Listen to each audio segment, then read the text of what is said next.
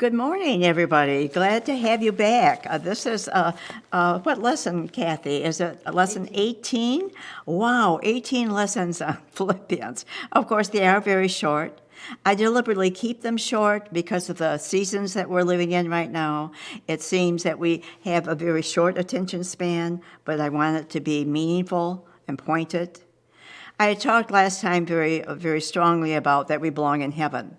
And the fact that people can tell that we belong in heaven. And I think a lot of the way that they can show that we do belong in heaven is because we have the fruit of being that citizen. And it's called the fruit of the Spirit. So I'm going to jump today and go back to Galatians. It's a few books back from Philippians. Galatians chapter 5. Verse 22. This is the fruit, by the way. This is how you walk because you are a Christian. But the fruit of the Spirit is love, joy, peace, patience, kindness, goodness, faithfulness, gentleness, self-control. Against such things there is no law. There is no law in America that can fight this fruit that we have as Christians. No law in America that should ever be able to take that away from us. So the fact that we should have love, joy, peace, patience, kindness, goodness, faithfulness, gentleness, self-control, against such things there is no law. Nothing should happen to take that away. This is in Galatians chapter 5. The whole book of Galatians is wonderful. Maybe we'll have to do that someday, Kathy. Boy, if we have another 25 lessons on Galatians, I don't know what will happen. The fruit of the Spirit will always conquer the works of the flesh. Always conquer anything that is around us if you can live with that fruit. And fruit is fruit. It's not works. It's a characteristic. It's the way you are because you are a Christian. Fruit has several important characteristics, though. It isn't, it's a whole cluster that comes together. If you're a Christian, all of those traits come together in one cluster. If you eat an apple, it's all there. The fruit is all there. Oftentimes we want to separate them. We want to say, well, she is more joyful than I am. She's more loving than I am, or whatever it might be. As we compare ourselves to other Christians, we should not do that. It should, all that we have, that fruit, all comes together. It isn't achieved by working. You can't work and get it. It's achieved by being with Jesus.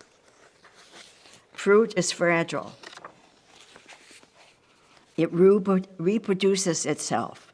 The more you live throughout the fruit, it will reproduce itself until it shows very plainly. Kathy and I were just talking about people who have certain expressions on their face, and you can tell by the expression that they're living with what really fruit they have been living with. You can tell by someone's face if they're bitter, if they're angry, or if they're full of joy and full of peace. And if you could see Kathy right now, her face is full of joy. She lives with that. Fruit is attractive. It looks lovely. Fruit nourishes people.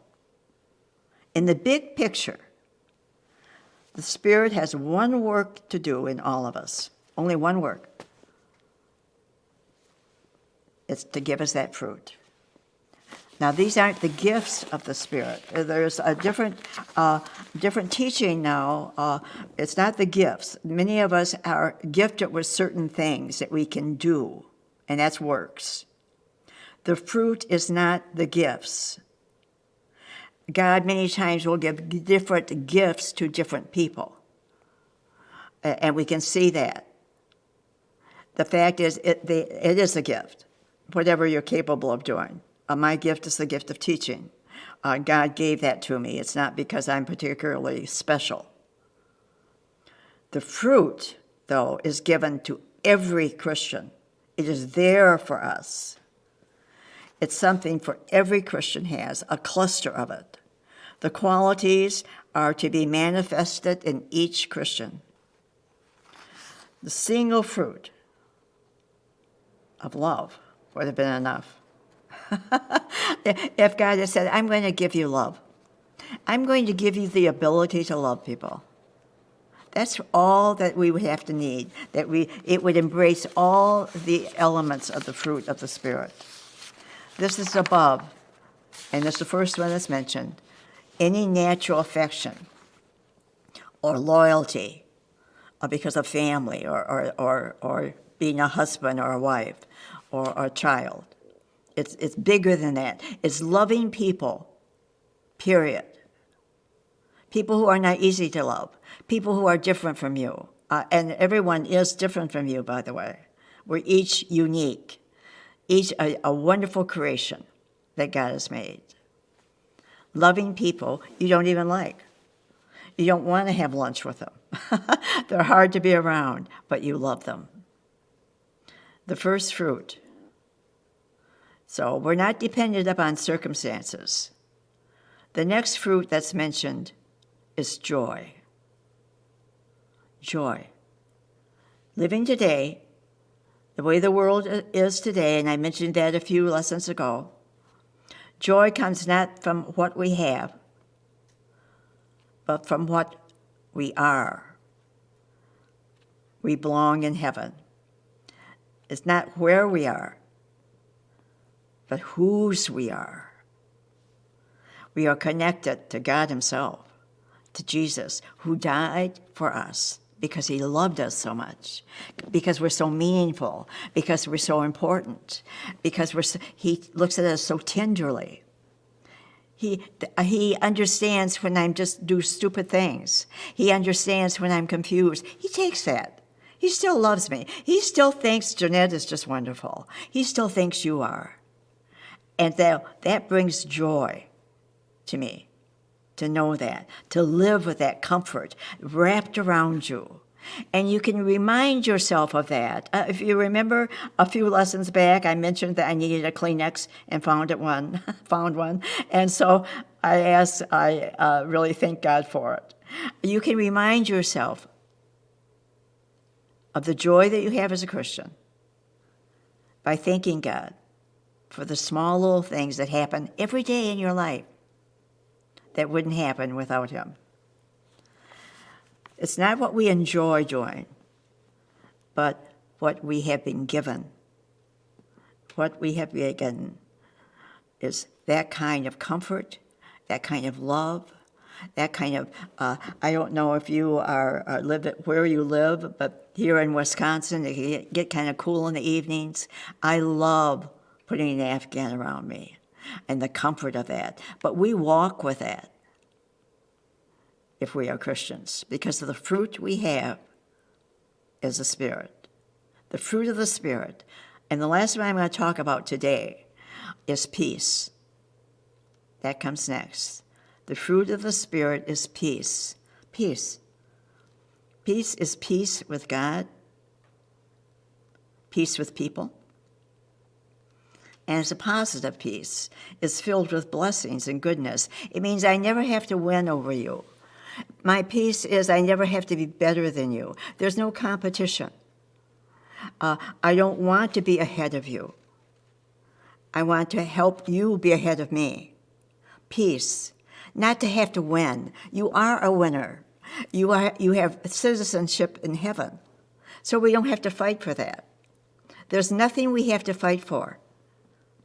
We have it. That kind of peace. And it's a positive peace that we should live with. We have someone on our side who has planned our life, who knows the beginning from the end.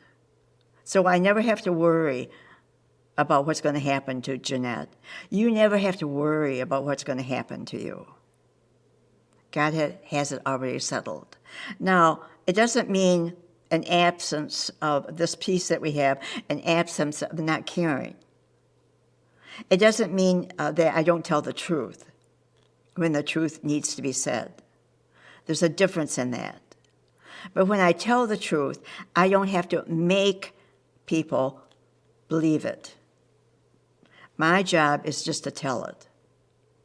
And I don't have to make other people do anything. But I have to live the truth and tell the truth. So when I talk about peace, it means that we are not authentic, that we don't know what we know. It doesn't mean that we're timid. We should say what we know. So we have the fruit of the Spirit, and we've talked about 3 traits of the fruit. And I think I'll continue that, Kathy, the next lesson. All right? You have a good day. Let me pray with you. Dear Father, I pray that if we don't have the love and feel that in our hearts and the joy and the peace that we talked about today, please increase that knowing within ourselves, because we already have it.